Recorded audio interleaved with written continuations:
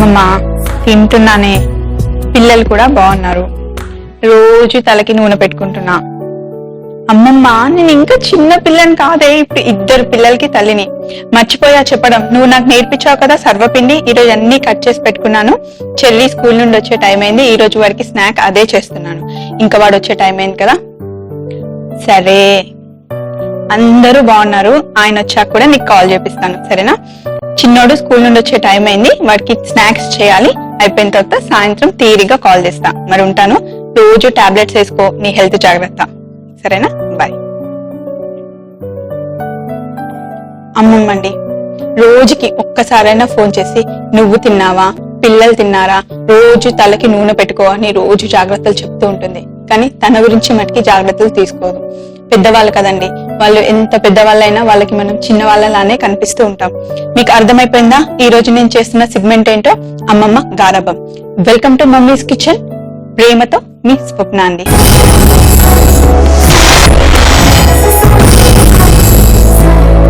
తల్లులందరికీ శుభవార్త. మీరు ఎంతో ప్రేమతో ప్యాక్ చేసిన లంచ్ బాక్స్ ని మీ పిల్లలు ఖాళీ చేయాలని ఆశపడుతున్నారా? అన్ని రకాల కిడ్స్ లంచ్ బాక్స్ రెసిపీస్ ను ప్రతి సోమవారం మీకు పరిచయం చేస్తుంది మామీస్ కిచెన్ ప్రేమతోలో. ప్రతి సోమవారం లంచ్ బాక్స్ లో ట్యూస్డే బ్యాక్ ఫ్రమ్ స్కూల్ నుంచి అలసి వచ్చిన పిల్లల్ని తిరిగి యాక్టివ్ గా చేసేందుకు తల్లులకు హెల్ప్ చేసే ఫ్రెండ్లీ రెసిపీస్ ను మీకు అందిస్తుంది మామీస్ కిచెన్ ప్రేమతోలో. ప్రతి మంగళవారం బ్యాక్ ఫ్రమ్ స్కూల్లో. వెడ్నెస్డే పిల్లల పార్టీ. పిల్లలకు పార్టీలంటే భలే సరదా. ఫ్రెండ్స్ వస్తారు కదా, పార్టీకి ఐటమ్స్ చేయడం అంటే తల్లులకు మహా కష్టం. మీ పార్టీ కుకింగ్ ఈజీగా చేసుకునేందుకు మామీస్ కిచెన్ ప్రేమతోలో ప్రతి బుధవారం పిల్లల పార్టీలో. థర్స్డే బామ్మ గారాబం. నేటి పిల్లలకు అమ్మమ్మ కథలు తెలియవు, నానమ్మ వంటలు తెలియవు. అందుకే సంప్రదాయమైన బొబ్బట్ల నుండి రాగిజావ వరకు ఆరోగ్యమైన వంటల్ని మీ ముందుకు తెస్తుంది మామీస్ కిచెన్ ప్రేమతోలో. ప్రతి గురువారం బామ్మ గారాబంలో. Friday fries. వీకెండ్ అంటేనే స్పెషల్. మరి అలాంటి స్పెషల్ డేస్ లో మీ పిల్లలకు స్పెషల్ డిషెస్ వడ్డించాలనుకుంటున్నారా? వెరైటీ డిషెస్ ని ఈజీగా చూపిస్తుంది ఫ్రైడే ఫ్రైస్ మామీస్ కిచెన్ ప్రేమతోలో. ప్రతి శుక్రవారం ఫ్రైడే ఫ్రైస్ లో. అయితే మీరు తప్పకుండా మామీస్ కిచెన్ ప్రేమతో ప్రతిరోజు చూడాల్సిందే. ఈ రోజు బామ్మ గారాబం. ఈ రోజు నేను చేస్తున్న ఐటమ్ ఏంటో తెలుసా? సర్వపిండి. సర్వపిండి మా అమ్మమ్మ చాలా బాగా చేస్తుంది. ఎలా చేయాలో నేను మీకు చేసి చూపిస్తాను.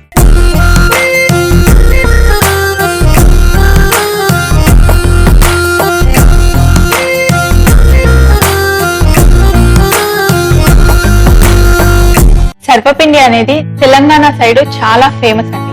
ఎక్కువగా చేసుకుని తింటూ ఉంటారు. అది ఈవినింగ్ స్నాక్ టైంలో పిల్లలు స్కూల్ నుండి వచ్చే టైంలో వాళ్ళకి పెడితే గనక వేడి వేడి తింటే చాలా చాలా చాలా బాగుంటుందండి.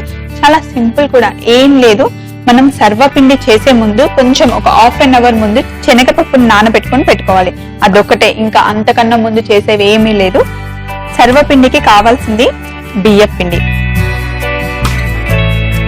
కొంచెం ఉల్లిపాయలు, సన్నగా తరిగిన ఉల్లిపాయలు అయితే బాగుంటాయి, అలాగే పచ్చిమిర్చి. మరి పిల్లలు చాలా చిన్నగా ఉన్నారు, మధ్య మధ్యలో పచ్చిమిర్చి తగలకుండా ఉండాలి అంటే గనక మీరు పచ్చిమిర్చిని మిక్సీలో వేసి పేస్ట్ చేసినా పర్వాలేదు. కానీ చూసారా నేను ఎంత సన్నగా కట్ చేశాను. సో ఇది పర్వాలేదు, ఫ్రై అయిపోయిన తర్వాత అందులో కలిసిపోతాయి కాబట్టి కారం ఏమీ అనిపించదు. అలాగే అల్లం వెల్లుల్లి ముద్ద, కొంచెం నువ్వులు, కొంచెం కారం. ఆల్రెడీ పచ్చిమిర్చి వేసాం కానీ కొంచెం కారం వేస్తే ఆ రుచి చాలా బాగా వస్తుంది. అలాగే కరివేపాకు. కరివేపాకుని పెద్ద పెద్దగా వేసామనుకోండి పిల్లలు తీసి పక్కన పడేస్తారు కదా. కరివేపాకు ఎంత మంచిదండి. ఈ రోజుల్లో చాలా హెయిర్ లాస్ అవుతుంది కదా. పెద్దవాళ్ళకైనా సరే చిన్న పిల్లలకైనా సరే కరివేపాకు రోజు ఎక్కువగా తీసుకుంటూ ఉంటే జుట్టు రాలడం తగ్గిపోతుందండి. అలాగే కరివేపాకు స్కిన్ కూడా చాలా మంచిది. అప్పుడప్పుడు మీకు ఎప్పుడైనా ఓపికన్నప్పుడు వీకెండ్స్ లో అయితే కరివేపాకుని మొత్తం తీసి బాగా కడిగేసి మిక్సీలో వేసి కొంచెం నిమ్మరసం వేసుకొని తలకి ప్యాక్ లాగా పెట్టుకున్నారనుకోండి, జుట్టు ఊడడం చాలా తగ్గిపోతుంది, గ్రోత్ కూడా బాగుంటుంది, చాలా షైనీ కూడా అవుతాయి. సో ఈ రోజు టిప్ వచ్చేసింది కదా.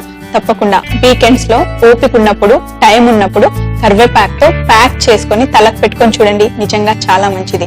ఎక్కువ మటుకి పిల్లలకి ఇచ్చేటప్పుడు మటుకి కరివేపాకుని పెద్ద పెద్ద ఆకుల్లా కాకుండా చిన్న చిన్నగా తరిగి వేశారనుకోండి, వాళ్ళు తీసి పక్కన పెట్టడానికి ఛాన్స్ ఎక్కడ ఉంటుంది. పిల్లలకి మనకి ఏమి కావాలంటే పిల్లలకి అవి పెట్టండి, కానీ వాళ్ళు తినే విధంగా చిన్న చిన్న ముక్కలుగా కట్ చేసిస్తే వాళ్ళు ఇష్టంగా కూడా తింటారు. కరివేపాకుతో రుచి కూడా చాలా బాగుంటుంది కదా. మీకు తెలియందేముంది, మీకు చిన్న చిన్న టిప్స్ చెప్తున్నానంతే, ఫాలో అయిపోండి. అయితే ఈ బియ్య పిండితో అన్ని వేసి కలిపాం కదా, దీన్ని వేడి నీళ్లతోనే కలపాల్సిన అవసరం ఏం లేదు. మనం చల్ల నీళ్లు వేసుకొని కలిపితే సరిపోతుంది. ఇప్పుడు కొంచెం ఉప్పు, సర్వపిండికి మనం వేసుకున్న పిండిని బట్టి తగినంత ఉప్పు వేసుకోండి. ఇందులో మరీ ఎక్కువ ఉప్పు ఏం పట్టదు, కొంచెం లైట్ గా వేసుకుంటే సరిపోతుంది. లేదు ఇంకా నాకు తెలియదు ఉప్పు కొంచెం అంటే చాలా మందికి అలవాటు ఉండదు కదా, గబుక్కున చేసే అలవాటు, ఒకవేళ అలా అలవాటు లేని వాళ్ళు ఇలా తీసి ఉప్పు చూస్తే మీకు కరెక్ట్ గా తెలిసిపోతుంది. అలా చూసుకొని ఉప్పు కరెక్ట్ గా చూసుకొని చేయండి.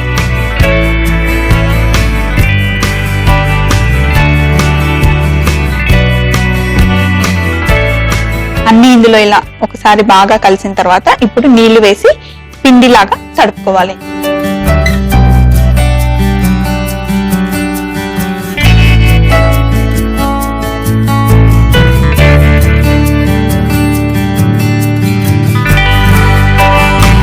మీకు కావాలి అని తరిగి పాలకూరని కూడా చిన్న చిన్నగా కట్ చేసి ఇందులో వేసుకోవచ్చు.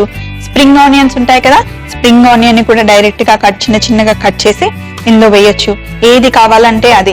ఇంకా పిల్లలు క్యారెట్ సరిగ్గా తినట్లేదు, వాళ్ళకి ఇస్తే క్యారెట్ నచ్చట్లేదు అనుకుంటే క్యారెట్ ని గ్రేట్ చేసి ఇందులో వేసి ఇవ్వండి, అలా డైరెక్ట్ గా వాళ్ళు తినేస్తారు.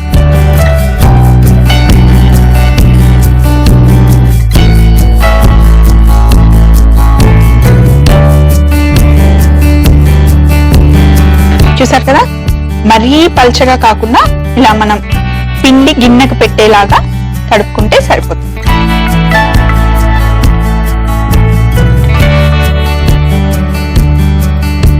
సర్వపిండి చేసినప్పుడు ఎప్పుడైనా కూడా ఇలాంటి అల్యూమినియం గిన్నెతో చేస్తే మీకు చాలా బాగుంటుంది. నాన్ స్టిక్ బాగుండదు, అందులో స్టీల్ అయితే మొత్తం అంటుకుపోతుంది, ఇంకా అసలు రాదు.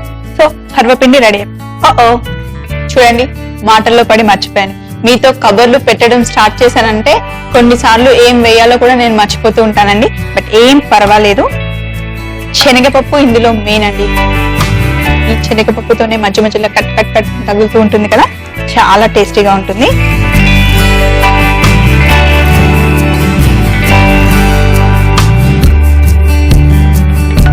కలిపేసాం కదా. ఇప్పుడు ఇది ఒకేసారి పెట్టడానికి రాదు. చూడండి, నా దగ్గర గిన్నె చిన్నగా ఉంది కదా, అందుకే ఒకేసారి కాకుండా 2 సార్లు 2 భాగాలు చేద్దాం. ఇంత సరిపోతుంది.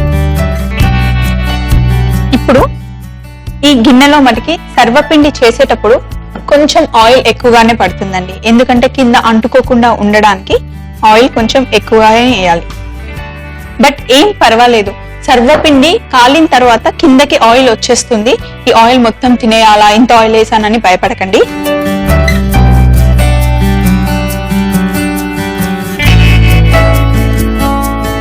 ఇప్పుడు మనం ముందుగానే చేసి పెట్టుకున్న ముద్ద ఉంది కదా,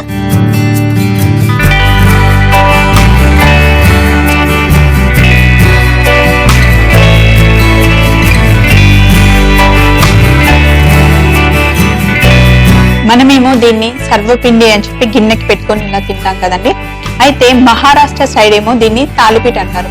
వాళ్ళు ఇందులో చాలా పాలకూర వేస్తారు, కానీ ఇలా గిన్నెకి పెట్టరు. వాళ్ళు ఏదైనా ఫ్లాట్ తవ్వ ఉంటుంది కదా, కొంచెం ఆయిల్ ఎక్కువ వేసి ఇలా అంటే కొంచెం పెద్ద సైజ్ లో, పూరీలా కాకుండా కొంచెం పెద్ద సైజ్ లో చేసి వాళ్ళు షాలో ఫ్రై చేస్తారు.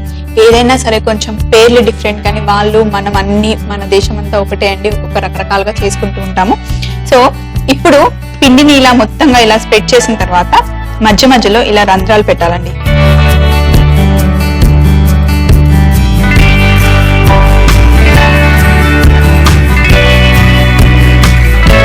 ఇలా రంధ్రాల మధ్యలో ఆయిల్ వెళ్ళి కూర్చొని చక్కగా క్రిస్పీగా అవుతుంది.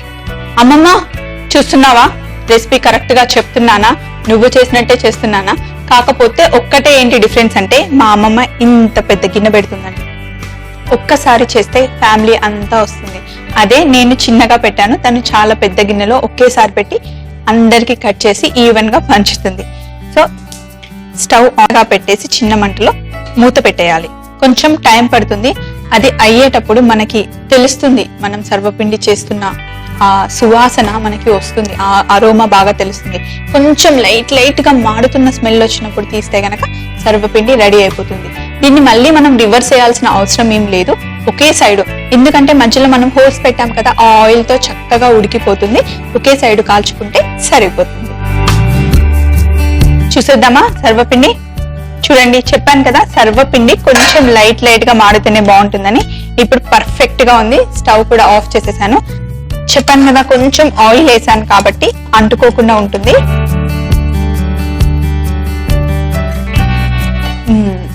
ఇదండి సర్వపిండి.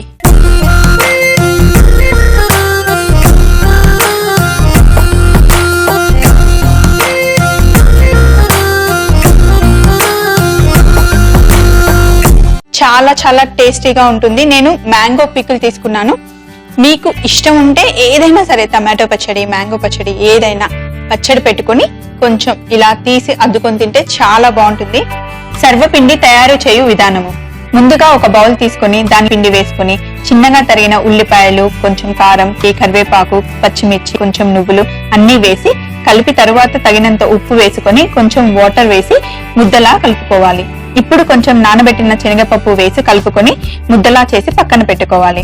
ఇప్పుడు పాన్ తీసుకొని కొంచెం ఆయిల్ వేసి సర్వపిండి ముద్దని తీసుకొని పాన్ లో పల్చగా రొట్టెలాగా చేసి స్టవ్ ఆన్ చేసి మూత పెట్టుకోవాలి. కొంచెం బ్రౌన్ కలర్ వచ్చిన తర్వాత స్టవ్ ఆఫ్ చేస్తే నాకు ఇష్టమైన సర్వపిండి రెడీ అవుతుంది.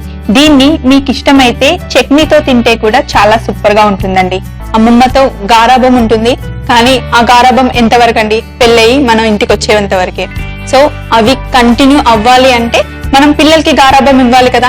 అమ్మమ్మ వంటలన్నీ చేస్తూ మన పిల్లలకి కూడా వాళ్ళ చెప్పే కథలు, వాళ్ళు పంచే ఆప్యాయత, ఆ మమకారం అన్ని మీరు కూడా పంచండి. వాళ్ళు చేసే రెసిపీస్ చేసి పిల్లలకి పెట్టండి. నాకు తెలుసు మీరు తప్పకుండా చేస్తారని. చూస్తూనే ఉండండి మమ్మీస్ కిచెన్. ప్రేమతో మీ స్వప్న.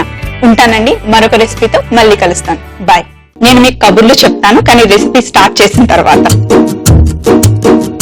చాక్లెట్ ఇంకా బనానా జీడిపప్పు కాంబినేషన్ ఎంత బాగుంటుందండి.